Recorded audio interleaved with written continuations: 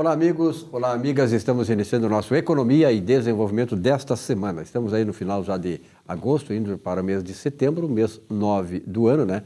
Entrada da primavera, lá depois do dia 20 e tal, e as coisas estão realmente caminhando muito rapidamente. Bom, nesse espaço vamos começar conversando sobre uma questão do direito imobiliário, trazendo aqui conosco nosso parceiro, nosso comentarista, o Dr. Gustavo Bernardi. Bernardi, obrigado pela tua presença.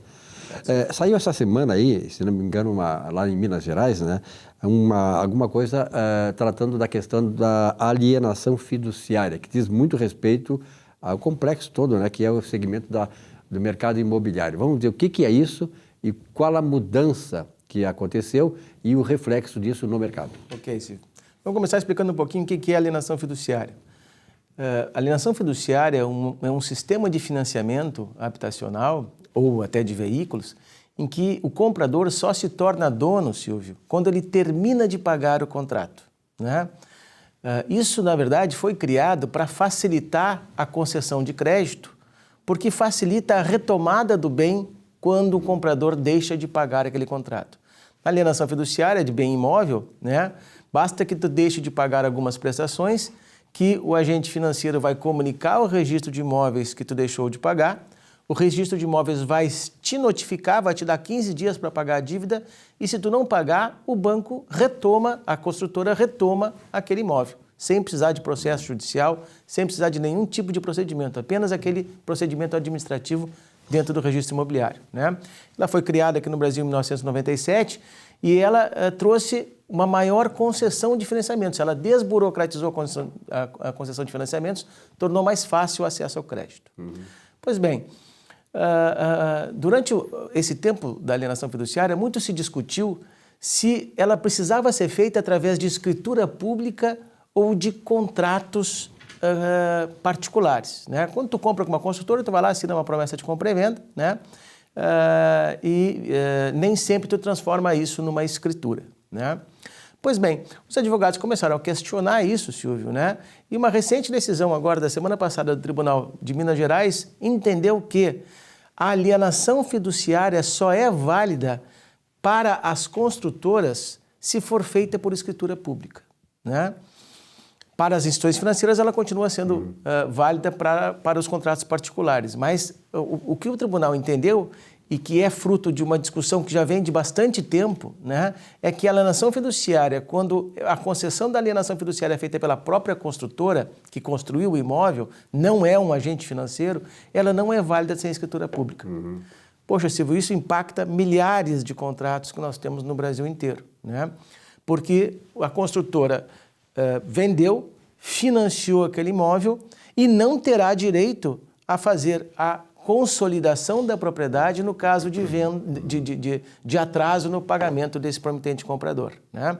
Traz uma insegurança bastante grande para esses contratos e deverá determinar uma alteração na forma com que as construtoras vendem os seus imóveis financiados, né? Isso vai impactar o mercado, Silvio. E tu tens assim uma ideia de quanto por cento, porque na verdade como tu atua nessa área há muitos anos, é especialista na área do mercado imobiliário, alguma experiência do ponto de vista de qual é a percentagem, digamos, de comercialização desses imóveis que estão, digamos, na condição de estarem, essa alienação fiduciária não ser reconhecida do ponto de vista público? Não há um número publicado, mas eu posso te dar algumas informações. Isso depende muito da faixa de renda do imóvel. Qual é a característica que a gente tem, especialmente aqui no estado do Rio Grande do Sul? A faixa de renda que fica dentro do programa Minha Casa Verde e Amarela, programa Minha Casa Minha Vida, isso é quase 100% financiado, né? Quase 100% por alienação fiduciária, né? Há uma classe de renda até 8, 10 salários mínimos, né, que o percentual de financiamento ainda é grande, até 80%, 90%. Né? Já na alta renda, dificilmente haverá transações com alienação fiduciária. Via de regra, é uma negociação direta com a construtora na fase de construção do empreendimento. Né?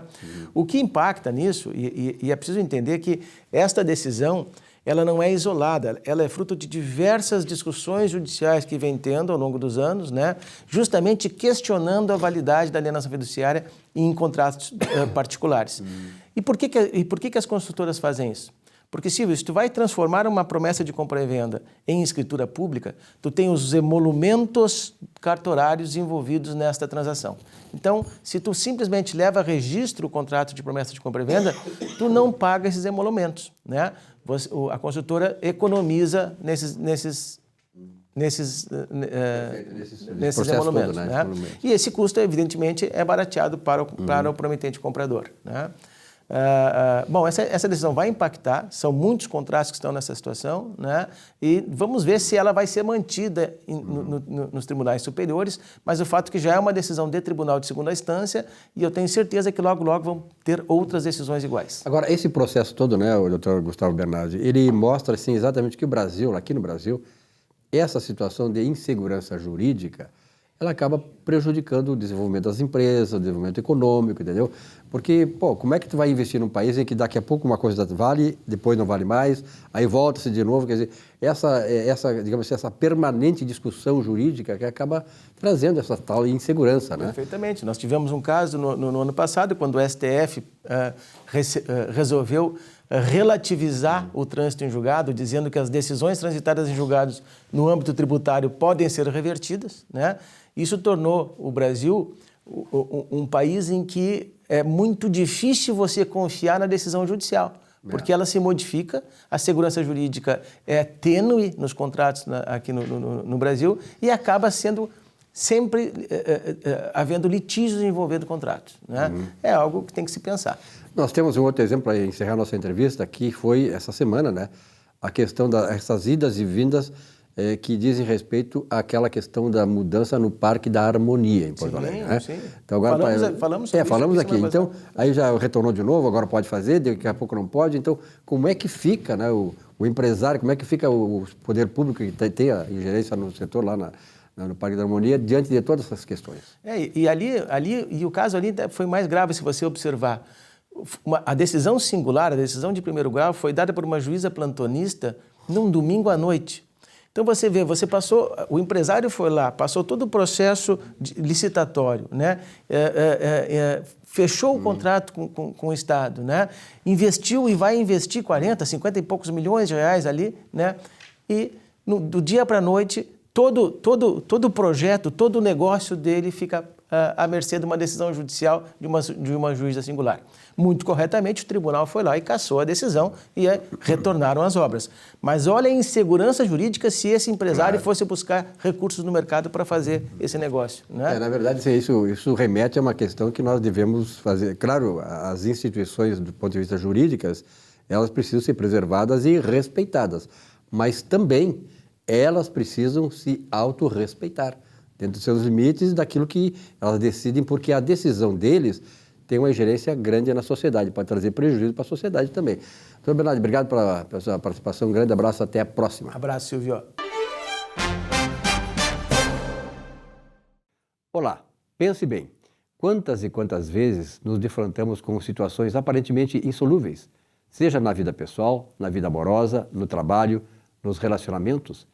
Muito disso se dá por conta de nossa soberba. E então insistimos em não mudar conceitos, procedimentos, visão da vida. Na Bíblia está escrito, para alcançar a glória precisamos nascer de novo.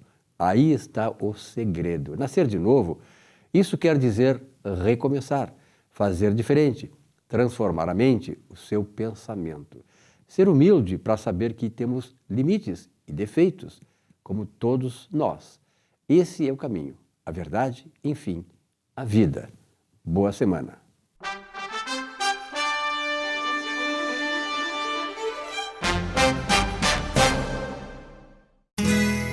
Ser gaúcho é preservar as tradições, é valorizar a educação e acreditar que um futuro melhor nasce nas páginas de um livro. É nossa tradição trabalhar duro. Temos orgulho do suor que escorre do rosto. Ele reconforta a alma e sedimenta uma vida digna. É nossa tradição valorizar o passado para desenvolver o futuro. CMPC Celulose Rio Grandense. Desenvolvimento é a nossa tradição. Um show de humor gaúcho sem palavrão e com muita alegria e interatividade. Zurba Fagundes. Mais de 300 espetáculos no Rio Grande do Sul, Santa Catarina e Paraná, nos melhores palcos do Brasil. 2 vezes finalista no Festival da Mentira de Nova Brécia. Atração no Show do Tom. Programa Silvio Santos e Ana Hickman. Teatro, congressos, encontros, jantares, brigas de casal e bocas livres em geral. Zurba Fagundes. Diversão garantida ou seu mau humor de volta. Contrate esse artista gaúcho antes que ele morra de fome. Já pensou em ter o seu próprio canal de TV corporativa, exclusivo e impactante? Somos a solução para empresas que desejam modernizar seus processos de comunicação. Solução Mídia Digital, transformando a forma como você se comunica.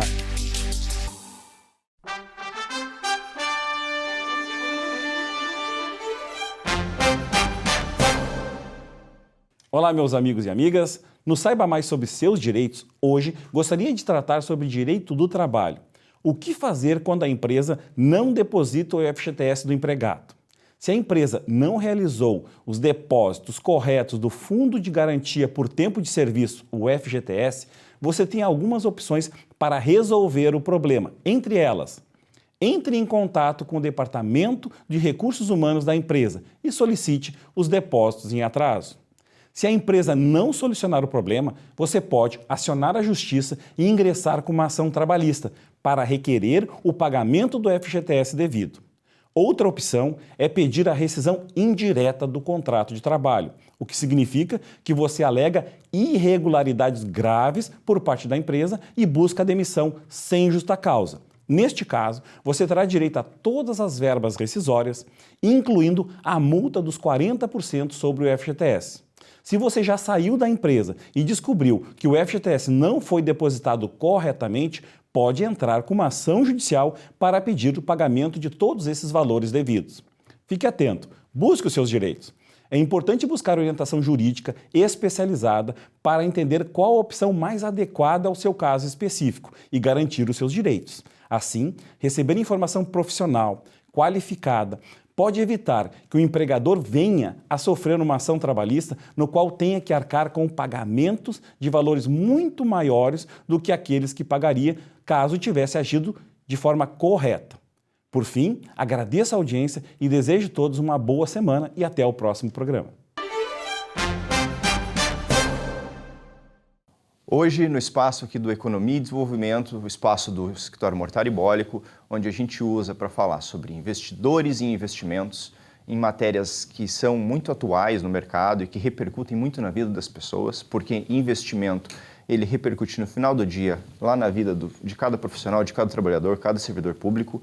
Nós recebemos um especialista, um profissional da área contábil e tributária, Tário Fracasso, que vai falar para nós sobre alguns aspectos de preocupação dos investidores que repercutem na vida das pessoas, mas também de um assunto muito importante aí, a reforma tributária. Tário. Adilson, obrigado pelo convite aí. Então, a gente tem aí um ingresso exponencial de investidores no mercado de renda variável, principalmente ali naquele período de pandemia. E através dessas facilidades de investimento, muitas vezes a gente deixa de lado a parte desse compliance tributário, né? A gente fala de renda variável, a gente está falando de renda, a gente está falando de fato gerador do imposto de renda. Então tem mais gente de olho nisso, né? A Receita Federal, em junho de 2021, publicou uma instrução normativa obrigando as corretoras a informar a Receita sobre os ganhos oferidos, né, na Bolsa de Valores por contribuintes. E quem entregou a declaração de imposto de renda esse ano, principalmente pelo modelo de declaração pré-preenchida, já se assustou, né, com a quantidade de informação que está vindo. Mas será que está tudo pronto? Será que aquilo ali está certo? O nome é pré-preenchido, então é justamente por isso que a gente tem que tomar mais cuidado, né? Então o investidor hoje deve tomar alguns cuidados, sim, quando a gente está falando de tributo envolvendo esses ganhos no mercado financeiro. Tairo, já aconteceu comigo, tá? Eu lembro, a gente já investe há algum tempo e por isso que a gente se coloca sempre como investidores advogando para investidores, né? De ter tido problemas com relação a isso. Eu sei que muito empresário também investe na pessoa física e na pessoa jurídica. Eu acho, não sei se tem diferença contábil, tributária aí, mas o fato de, eventualmente, eu investir em ações ou mesmo numa renda fixa, eu tenho que tomar uma cautela muito mais específica, eu tenho que recolher tributos mensalmente, eu tenho que fazer declarações diferentes ou essa declaração pré-preenchida, por exemplo, já me soluciona a vida? Não é bem assim, né?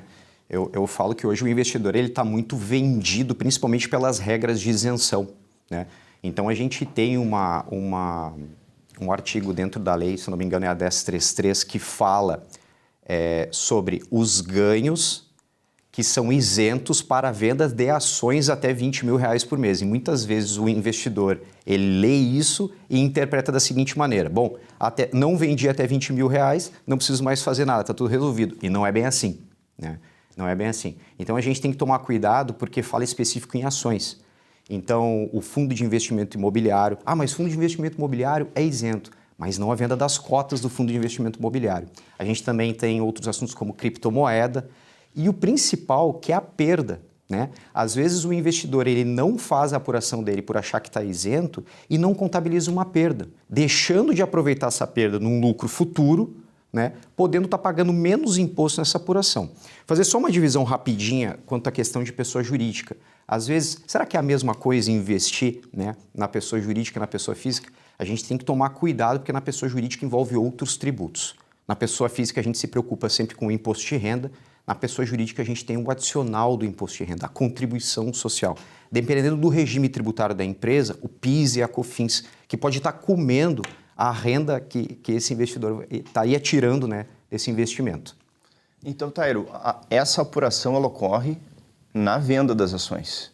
Isso, sempre que eu tiver algum fato gerador, como tu disse, de renda, eu vendi as ações, eu realizei, eu devo necessariamente buscar um profissional para fazer esse tipo de registro, certo?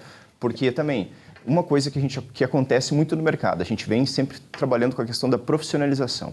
Então, sempre que a pessoa for investir, ela está colocando aqui as suas economias em jogo, e esses dias eu dei um exemplo. Quando tu vai comprar um imóvel, tu contrata um corretor, tu contrata um advogado, uma imobiliária, tu se cerca de profissionais para fazer tudo certo. Daí, quando tu vai fazer o mesmo tipo de investimento no mercado, né, com um valor, às vezes, até acima de um imóvel, tu, às vezes, faz por conta. E daí que gera todo esse tipo de problema. Então, quando eu for realizar um investimento, eu realizei o lucro, realizei a renda ou, enfim, tive prejuízo, eu devo ali, naquele momento, buscar uma assessoria profissional para tomar as medidas onde eu não vá ter tipo de problema tributário. É isso? O erro comum do contribuinte, né, é investir no mercado de renda variável e daqui um pouco acreditar que o assessor que está colocando ali essas opções para ele vai resolver tudo. Essa parte de tributo não é bem assim. Fica sempre por conta do contribuinte. Qual é o momento de fazer essa apuração? É no momento da operação. Não é lá depois, no ano seguinte, na época da entrega da declaração do imposto de renda. Lá não vai dar mais tempo de fazer essas apurações. Eu sei que a apuração hoje já está muito mais fácil do que antigamente, que a gente tinha que pegar a nota de corretagem manualmente ou através de um sistema, uma planilha, trazer os custos, fazer esse abatimento. Hoje tem uma série de sistemas, de calculadoras de R pronta para poder te auxiliar a simplesmente fazer um upload aí desse arquivo das notas de corretagem e estar apurando o que teve de movimento mês a mês. É importante ter essa movimentação mês a mês. O tributo devido ele tem que ser pago no último dia do mês subsequente ao de operação e não lá no ano que vem. E na matéria tributária, Tairo, uma coisa que tem tirado o sono dos investidores, a reforma tributária.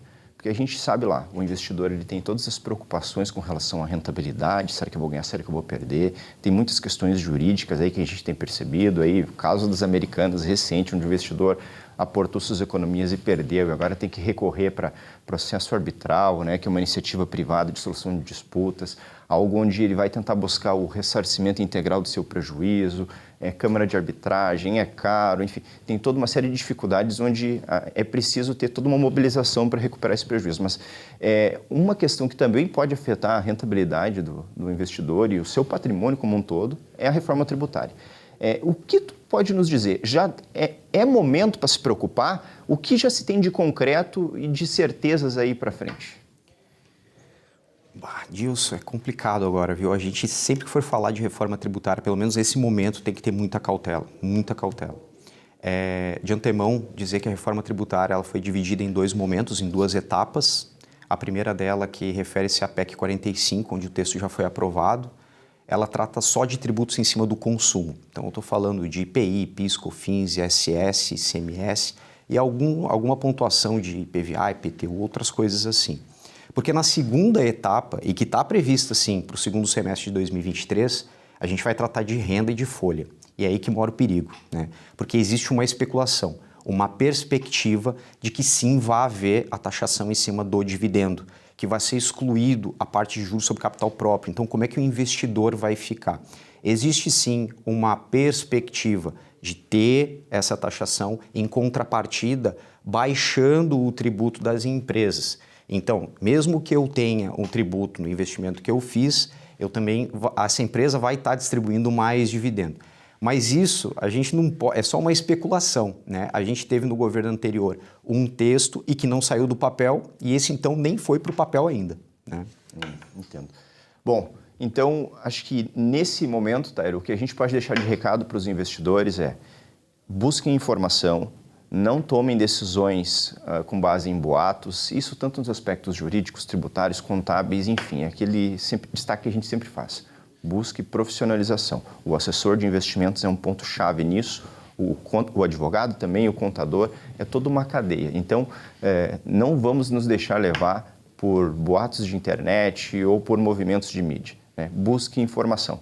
Então, Tairo, agradeço a tua presença hoje aqui no programa, no Espaço do Mortaribólico, e vamos ao intervalo.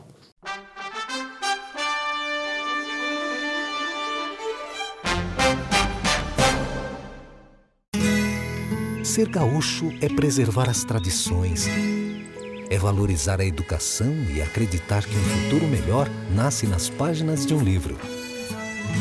É nossa tradição trabalhar duro. Temos orgulho do suor que escorre do rosto. Ele reconforta a alma e sedimenta uma vida digna. É nossa tradição valorizar o passado para desenvolver o futuro. CMPC Celulose Rio Grandense. Desenvolvimento é a nossa tradição. Já pensou em ter o seu próprio canal de TV corporativa, exclusivo e impactante? Somos a solução para empresas que desejam modernizar seus processos de comunicação. Solução Mídia Digital, transformando a forma como você se comunica.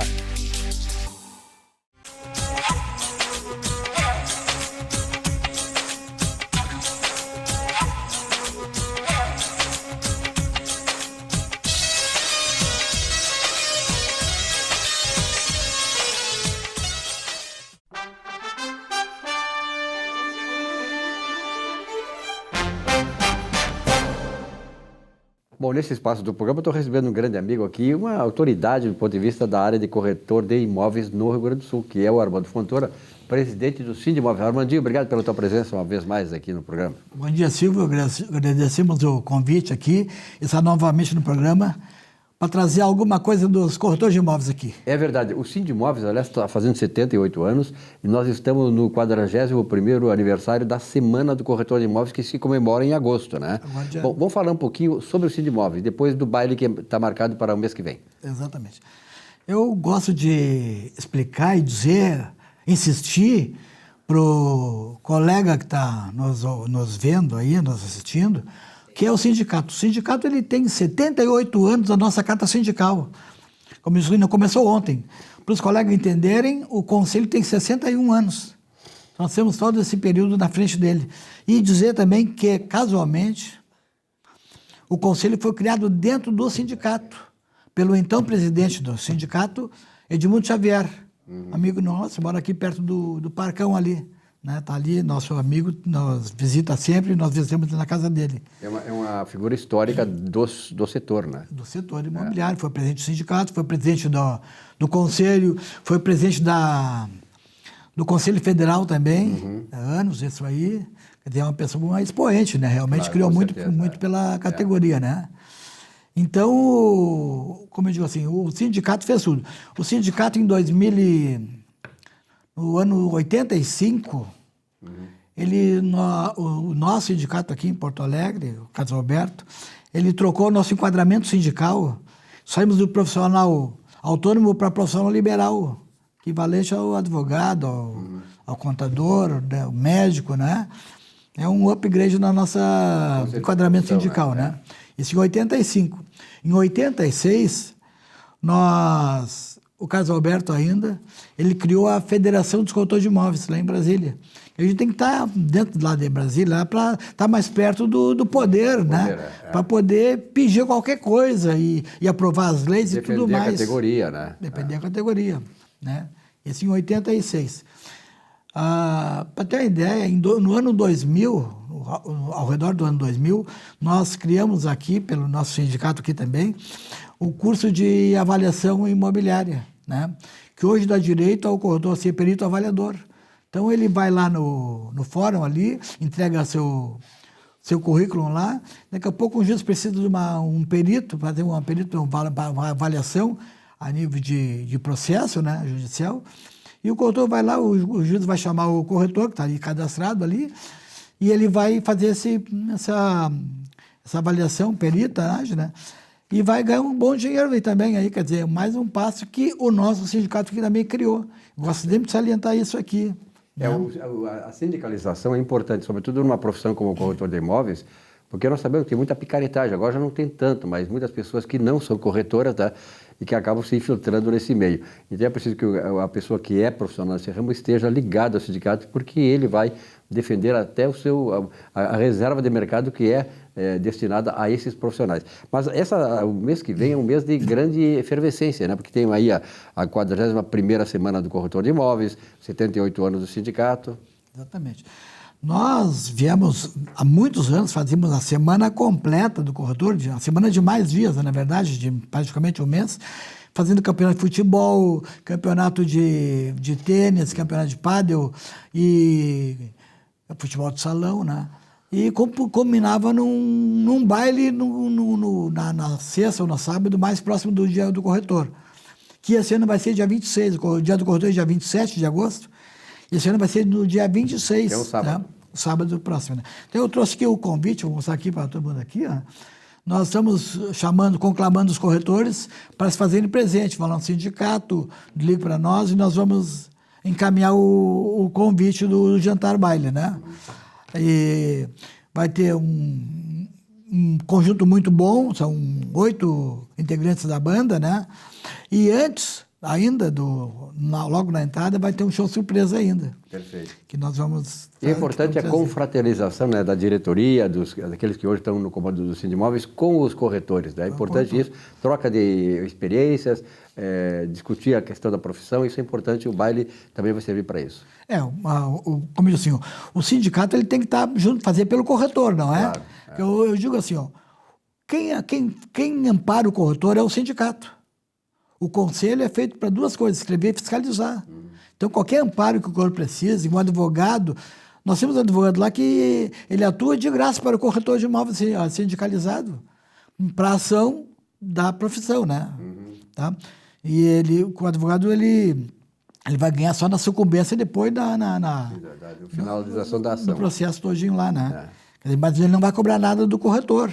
Nada do nosso afiliado, né? Eu acho importante, né, Armando, porque, na verdade, eu conheço o Sindimóveis há muitos anos, né, há mais de 2 décadas, e, na verdade, a atual administração tem pautado exatamente o seu comportamento em estar mais integrada, né, e fazer com que o trabalho do Sindimóveis, do ponto de vista da instituição, seja realmente, efetivamente, de amparo, de proteção e de defesa do interesse do corretor. Exatamente aí. Para isso é o sindicato, né? Perfeito. O sindicato precisa... O corretor, ele é um profissional que ele é liberal dentro de uma empresa, muitas vezes, mas ele está ali, ele não tem aquele amparo que às vezes é necessário. O sindicato vai ter lá dentro do... Nós estamos planejando fazer uma sede nova para nós, aí, para os corretores de imóveis, onde nós vamos ter um local de atendimento do corretor. O corretor vai lá, quer atender um cliente dele, vai atender lá dentro lá. Tem um computador lá, ele pega... Disponibilizar um espaço para ele, né? Isso facilitar, ele pega o pendrive dele com o contrato que ele já previamente já fez com o negócio, com o cliente, vai ali, faz qualquer ajuste ali, pronto, é uma coisa boa para o corretor de imóveis. Tá, né? Vai ser lá no Caixeiros Viajantes o jantar nosso dia 26 de agosto, num sábado, no Caixeiro Viajante, Perfeito. Tá? Caixeiro Viajante, muito bom ali o local ali, fácil o estacionamento na frente, tem estacionamento também pago pelo lado ali, que é do próprio Caxieiros também. Mais um baile que eu vou no Caxieiros, então. Será Isso aí, agora dia tá. 26 de agosto. Agradecemos, então, os corretores todos estão convidados a comparecer lá. Aliás, convidados são intimados a comparecer, né? É verdade. Eu acho que é uma obrigação do corretor prestigiar a sua entidade, né? Só para ter ideia, viu, Silvio? Normalmente vai nesse nosso baile em torno de 500 pessoas, 500 colegas. Teve um ano, Silvio, que nós colocamos 1.200 pessoas, foi lá no Farrapos. Claro que daí tinha um chamamento mais específico, né? Era um sorteio de um automóvel, não é? Que a gente teve condições de fazer esse sorteio. Hoje não tem condição, porque a situação está mais difícil, tudo é mais apertado, não é? Mas ainda voltaremos um dia a fazer um baile bem mais gente com sorteios de brindes grandes daí. Com show de prêmios também. Armandinho, um grande abraço, sucesso aí, parabéns pelo trabalho que tu realiza à frente do Sindimóveis, tá bom? Tá bom, agradecemos a todos, tá? E aguardamos vocês lá no nosso baile. Um grande abraço. Rony, obrigado pela tua presença, estávamos com saudades da tua presença aqui. Bom dia, Silvio, bom dia aos ouvintes, e eu também, né? Mas agora eu tô de volta. Na verdade, quem trabalha na contabilidade, as empresas de contabilidade e tal, os profissionais, eles têm muito a ver com a junta comercial, né? Qual é essa relação de vocês com a junta comercial? Então, assim, Silvio, eu vou falar um pouco hoje, então, sobre os problemas crônicos no atendimento da junta comercial para com os contadores. Que a junta comercial ela é responsável pelas análises e aprovações de todas as questões relacionadas às questões societárias, tais como constituição de empresa, alterações societárias, baixas de empresas e certidões e uma série de coisas. E então, quando nós olhamos o site da junta comercial, quando alguém entra e olha o site, tem uma frase que chama atenção, que diz assim: abra a sua empresa de forma gratuita em 10 minutos, em até 10 minutos. Está ali no site da junta comercial para quem quiser ver. Só que, na realidade, o que acontece... são mínimas as empresas que podem ser aprovadas assim dessa maneira automática, que é simplesmente quando se segue um padrão existente da junta e é colocado os dados nesse formulário. E só que o que acontece é que muitas vezes no caso, o sócio, eles querem acordar mais coisas entre si, que é colocado no contrato social, aí então não é possível usar esse contrato padrão. E aí que está o problema, aí acaba demorando muito em todas as alterações também contratuais, que está levando em torno de 20 a 30 dias um processo para análise de uma empresa. E depois, muitas vezes, o processo ainda volta em exigência, faltando uma coisa ou outra. Então, ele leva mais 10 dias para ser aprovado. Então, um contrato social que é entregue na junta com alterações ou alguma coisa, ele leva de 20 a 30 dias. Isso é muito tempo. E isso traz um desgaste muito grande para nós contadores junto aos nossos clientes. Porque sempre são documentos necessários para o andamento do negócio do cliente, alguma coisa que ele precise realmente para botar em prática, né, o negócio dele.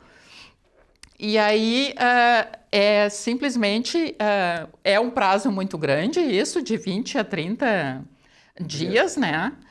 Sim, e antes ainda, quando o atendimento era presencial, sempre havia pessoas para darem informações, né? Alguns tópicos, né, exatamente, claro, tinha várias pessoas, né? Olha, voltou e está em exigência, né? O que é isso que às vezes tem que ser tirada a dúvida, né? E hoje em dia também não tem mais isso.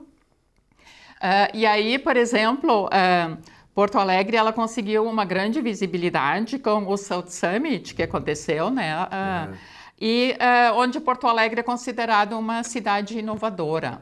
Então, inovadora com negócios... liberdade econômica, exatamente. Inovadora e tal. Sim. Então, realmente a gente precisa de uma junta comercial que seja mais ágil no atendimento desses processos, para o contador conseguir entregar esse trabalho de uma maneira mais ágil, né? Eu acho que as instituições, tu colocas muito bem, as instituições que têm a ver com isso, porque na verdade é o seguinte, nós estamos vendo que o emprego na forma tradicional que a história revelou, essa carteira assinada, tá? Isso está mais ou menos superando, né? Está sendo superado pela possibilidade de cada pessoa ter a sua empresa, a sua pessoa jurídica e desenvolver o seu trabalho. Só que para isso é preciso que as instituições governamentais ajudem também nesse processo, simplificando, agilizando e tal. Por exemplo, a Prefeitura de Porto Alegre, ela hoje libera o alvará imediatamente. Tu vai lá, abre, começa o teu negócio e vai providenciando a documentação e a sua legalização junto à Prefeitura.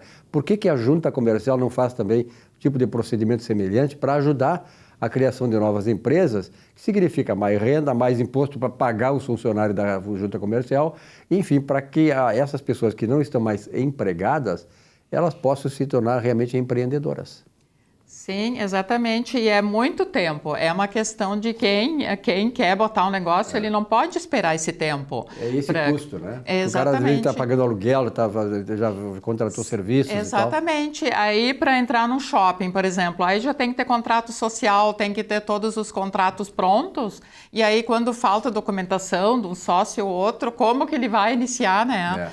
Então, ele acaba muito essa pressão em cima do contador e ainda o cliente, muitas vezes, achando pela propaganda que ele ouve, né, que é tudo feito em 10 minutos, né, ele ainda acha que é o contador dele que está atrasando, que não está... Quem leva as culpas é o contador e não a junta comercial. Exatamente. Aliás, esse processo está acontecendo com os bancos, né? Hoje, funcionário de banco não quer saber de conversar contigo. Ele faz tudo lá nas máquinas eletrônicas, etc. e tal, no site do banco e tal. E tem muitas coisas que é preciso conversar. Né? Então, nós estamos realmente num processo, a internet ajudou, as redes sociais, tudo, mas é preciso que muitas coisas tenham a presença, tenham a intermediação entre o ofertante e o demandante do serviço. Sim, inclusive para assinatura também desses processos da junta comercial, quando o cliente tem que assinar, ele assina com a senha GovBR. E às vezes aquela senha que ele tem não serve. Aí ele precisa de uma senha ouro ou prata, né? E aí o que acontece muitas vezes que para aquilo ali ele tem que ter um aparelho de celular onde ele tenha o app no celular dele e às vezes ele tem que fazer um reconhecimento facial, tirar foto e essas coisas. Então isso aí muitas vezes está trazendo o cliente para dentro do escritório de contabilidade para auxiliar nisso, que não tem diretamente a ver, porque as pessoas não sabem não lidar com isso, né? Todo mundo não sabe lidar com isso. E eu tenho a certeza, Loni, que esse comentário que tu faz, essa advertência, essa observação e essa crítica, no bom sentido, quer dizer, a gente quando critica é porque alguma coisa pode melhorar, pode estar bom, mas pode melhorar. Então esse é o objetivo da crítica. Então essa crítica, com certeza, ela está sendo aprovada, está sendo sancionada por escritório de contabilidade, por profissionais de contabilidade que passam por esse trabalho. Sim, exatamente. Diariamente que nós vemos isso, né, nos grupos de contabilidade, nos sindicatos, e diariamente é o assunto. Né? Perfeito. Era isso aí por hoje? Sim, eu só gostaria de convocar de novo os contadores e os técnicos em contabilidade, né, de dizer que esse ano nós teremos eleições para o CRC e que eu estou coordenando uma chapa para o Conselho de Contabilidade. E por quê? Porque os contadores, eles têm que ter o reconhecimento que querem e que merecem, né? De serem os protagonistas, né? E não apenas coadjuvantes. Então, se você quer fazer parte desse grupo, você pode entrar em contato comigo no meu Instagram, que é @LoniMaletsky. Então tá. Obrigado. Um bom recado, uma bela observação e, sobretudo, uma defesa assim, né, que se faz dessa categoria profissional que são os contadores, que são fundamentais para o sucesso empresarial, para o sucesso de uma sociedade, porque hoje em dia tu não faz nada, absolutamente nada, sem ter a contabilidade na tua vida pessoal, na tua vida profissional, né, Aurone? Exatamente, muito certo isso, tá Silvio. Certo. Um grande abraço, certo. Parabéns. Tá, muito obrigada. Até a próxima. Até a próxima.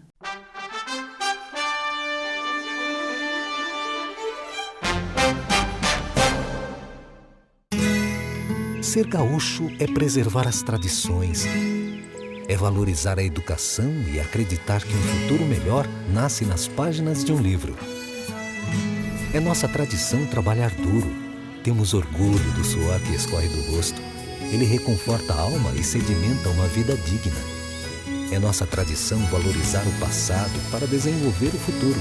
CMPC Celulose Rio Grandense. Desenvolvimento é a nossa tradição. Um show de humor gaúcho sem palavrão e com muita alegria e interatividade. Zurba Fagundes. Mais de 300 espetáculos no Rio Grande do Sul, Santa Catarina e Paraná, nos melhores palcos do Brasil. 2 vezes finalista no Festival da Mentira de Nova Brécia. Atração no Show do Tom. Programa Silvio Santos e Ana Hickman. Teatro, congressos, encontros, jantares, brigas de casal e bocas livres em geral. Zurba Fagundes. Diversão garantida ou seu mau humor de volta. Contrate esse artista gaúcho antes que ele morra de fome.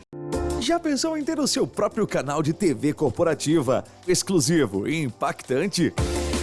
Somos a solução para empresas que desejam modernizar seus processos de comunicação. Solução Mídia Digital, transformando a forma como você se comunica.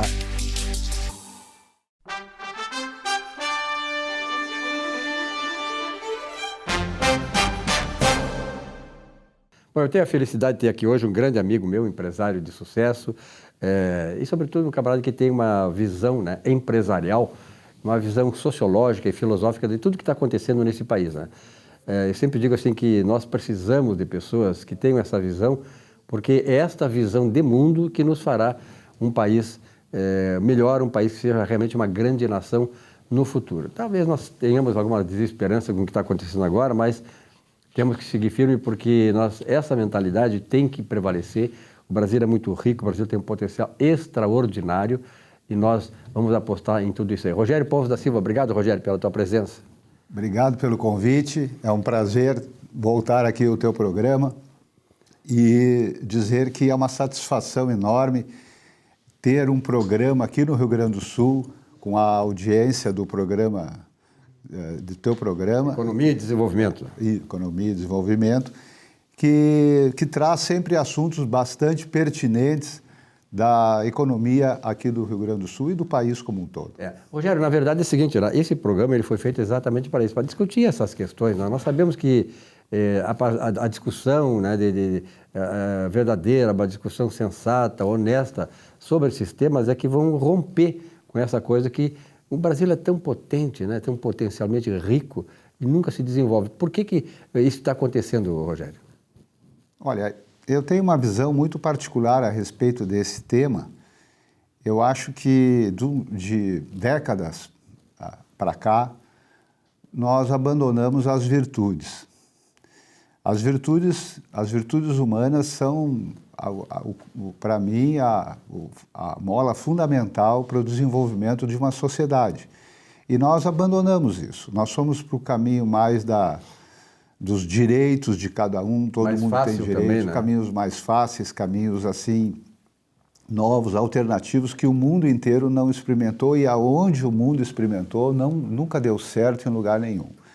Então é preciso que haja uma grande reflexão dos dois lados. Eu acho que precisa um amadurecimento, tanto do pessoal que defende um Estado mais paternalista, como dos liberais. Todos precisam fazer uma reflexão, porque nós vivemos no mesmo espaço, dividimos as mesmas coisas, e esse conflito, ele não ajuda ninguém, não resolve, né?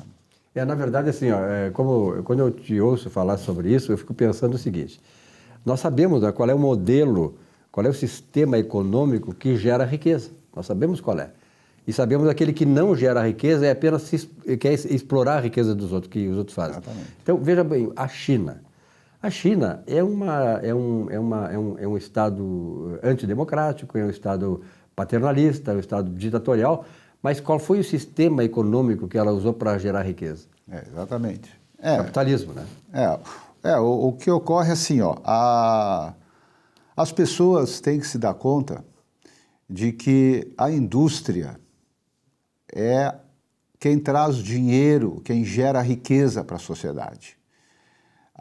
Não existe produção de riqueza com empresas públicas. As empresas públicas, elas têm uma outra função na sociedade, Quem gera a riqueza, quem gera todas as coisas que estão na nossa casa, iniciam num sonho de alguém que resolveu construir uma pequena ou uma média e até, quem sabe, uma grande empresa. É dali que sai a riqueza. Nós precisamos valorizar quem produz a riqueza, em todos os seus níveis, inclusive as pessoas que estão iniciando no trabalho.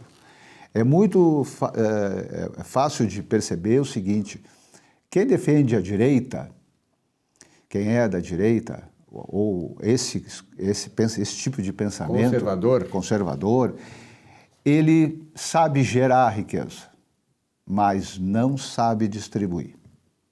Nunca soube distribuir. A esquerda, por seu lado, ela sabe distribuir. Ela tem ela tem uma noção de como distribuir. De que todo mundo tem que distribuir a riqueza, mas não sabe, não tem capacidade de gerar riqueza. Então, nós temos que perceber, eu acho que o amadurecimento, que a briga que existe aí entre é Lula e Bolsonaro, isso aí não vai chegar a ponto nenhum, termina sempre em bate-boca, discussão e não leva a nada. Nós temos que dar para esse povo educação, saber de onde é que vêm as coisas, por que as coisas são do jeito que são, e não querer inventar caminhos novos, alternativos que não vão nos levar a lado nenhum. Perfeito. Bom, nessa questão toda, nós vimos que o Estado brasileiro, né, Rogério, a gente sempre lutou por termos um Estado que seja do tamanho ideal da sociedade, ou seja menor, quanto menor for o Estado e mais eficiente ele for, é melhor para a sociedade. Como é que tu vê o Estado brasileiro hoje? Porque o Estado brasileiro, além de ser intervencionista, ele acaba também ser apropriacionista, ele se apropria muito de coisas que são da iniciativa privada, através, por exemplo, da tributação. A tributação no Brasil ainda é o principal problema da indústria ou não? Acho que não. Acho que o tributo, quem paga é o consumidor. O empresário, ele repassa. O que ocorre, no meu entendimento, é que existem passivos ocultos que o empresário não tem como escapar. Olha só o exemplo que eu vou te dar aqui. Nós tivemos há pouco tempo uma companhia de saneamento, que é a Corsã, que tem o monopólio de fornecimento de água para o Estado praticamente todo. Eu não tenho ideia, mas em torno de 7 milhões de consumidores, imagina. E a Corsã tem um passivo trabalhista. Bom, se a Corsã é uma empresa pública, ela pertence ao Estado, certo? Então, se ela pertence ao Estado, o Estado cumpre a lei, certo? Então, se o Estado cumpre a lei, como que a Corsã consegue ter um passivo trabalhista daquele tamanho que falam que tem? Tá? Então, tu imagina o seguinte: se o próprio Estado não consegue escapar disso, o que sobra para o pequeno e para o médio empresário, que tenta fazer de todas as formas, na grande maioria, pelo melhor, pelo certo, e não consegue. Então, quando tu não consegue fazer as coisas pelo certo, tu acaba fazendo pelo que é possível. Então, se joga um jogo onde as regras podem mudar a qualquer movimento. E por isso que é difícil o empresário de fora até compreender como é que é o funcionamento da máquina e das relações público-privada no Brasil. Bom, o Rogério tem uma empresa lá de industrial em Cachoeirinha, né? Lá tem o Centro das Indústrias. Então, como é que está o Centro das Indústrias? Como é que está se desenvolvendo a nossa Cachoeirinha? Olha, a Cachoeirinha é um grande município em produção de riqueza, é um município pequeno, um dos menores do estado. Cachoeirinha tem, se não me engano, 42 quilômetros quadrados. É um dos menores municípios do estado, mas tem uma vocação para a indústria. Eu acho que na região metropolitana, desculpa te interromper, ele só não é menor do que Esteio, né? Exatamente, Esteio é menor, né? Exatamente. Mas tem o tamanho do Estado do Vaticano. É um estado bem... Mas bem mais produtivo. Bem mais produtivo. E aí, Cachoeirinha começou lá pelos anos 70 do século passado a atrair investimentos através... O governo foi um grande incentivador, o Distrito Industrial, e grandes indústrias da Zona Norte de Porto Alegre foram para lá. O que aconteceu? O distrito cresceu, se sedimentou lá, se ficou firme, tem várias empresas, se criou lá um centro também das indústrias, onde se congrega todas as empresas participantes. Hoje, além de indústria, temos também prestadores de serviço equiparados à indústria e outras empresas que são associadas a esse centro. E é um município que vem assim, demonstrando um ótimo crescimento, tem um PIB ótimo, tem um poder econômico ali bastante desenvolvido. Perfeito. E Cachoeirinha tem um ponto estratégico na região metropolitana também, né, Rogério? Ele é estratégico e, ao mesmo tempo, ele tem dificuldades de escoamento, sabe? Existe um projeto de uma estrada que chama-se RS10, que é uma estrada que já está sendo planejada, eu acho que há mais de 40 anos, porque nós temos a RS20, a RS30, que todo mundo conhece, a RS40, aquela que vai para a praia, e a RS10, que seria a primeira, não saiu.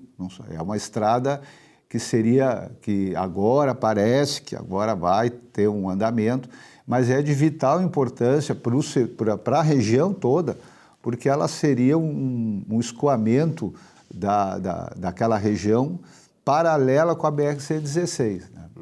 Então, o nosso problema maior lá é de infraestrutura. A água, que é um problema que a gente tem, né, com o Rio Gravataí, e o problema logístico de estradas, porque nós estamos muito próximos de Porto Alegre, do lado, né? Cachoeirinha é do lado. Então, o fluxo de automóveis, caminhões, assim, é muito intenso. A infraestrutura, como é que está a infraestrutura? Fora, claro, tem essa questão de escoamento, mas a infraestrutura da cidade, como é que está lá? Não, a cidade, ela funciona bem, sabe? Ela tem... Eu não tenho muita, assim, intimidade com essa parte, porque a minha vida toda é dentro da empresa, no distrito, mas Cachoeirinha tem uma dinâmica boa, a Avenida Flores da Cunha tem um comércio pujante, tu encontra o que tu quiser ali, tu não precisa sair de Cachoeirinha hoje para ir para qualquer outro lugar. Né? Mas, enfim, a região toda é beneficiada por esse comércio ali, não só Cachoeirinha, como Gravataí, Canoas. Né? Então, hoje, a grande Porto Alegre, pela convivência que a gente tem ali, a gente percebe que a grande Porto Alegre, hoje as pessoas praticamente não têm mais necessidade de se deslocar dali para fazer qualquer coisa, até exames médicos de complexidade média, assim, se consegue na região. Que maravilha. E o setor de serviços também cresce muito lá, é muito pujante lá em Cachoeirinha. Cresce sim, ela vem alavancado justamente pela indústria, né? Que é quem traz o dinheiro novo. Claro, né? Eu sempre comento lá com os meus colegas que a grande diferença, não querendo puxar para o nosso passado, mas olha só, aí o comércio, ele tem como base se abastecer de fora do município, né? E vende os seus produtos ali, comercializa ali na cidade. Muito bem, o que ocorre? Os recursos do município vão para fora. Né? Então, o dinheiro vai embora, os recursos se vão para fora do município. A indústria é justamente o contrário. Ela vende para fora do município e traz dinheiro novo.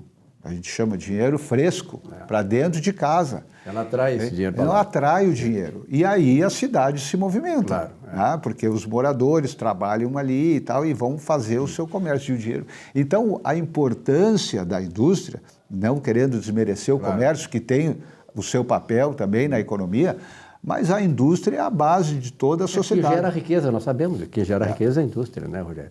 Exatamente. Então, eu tenho, ao longo agora da vida, já estou beirando aos 70, mas eu vejo que a gente precisa compreender que a indústria é realmente quem gera a riqueza e nós não podemos nos prescindir disso. Nós estamos levando a nossa economia basicamente para a importação e achando que isso está tudo bom, que está tudo certo. Então, Agora mesmo o governo recebeu aí até uma questão aí desses 4 bilhões de impostos de produtos chineses, né?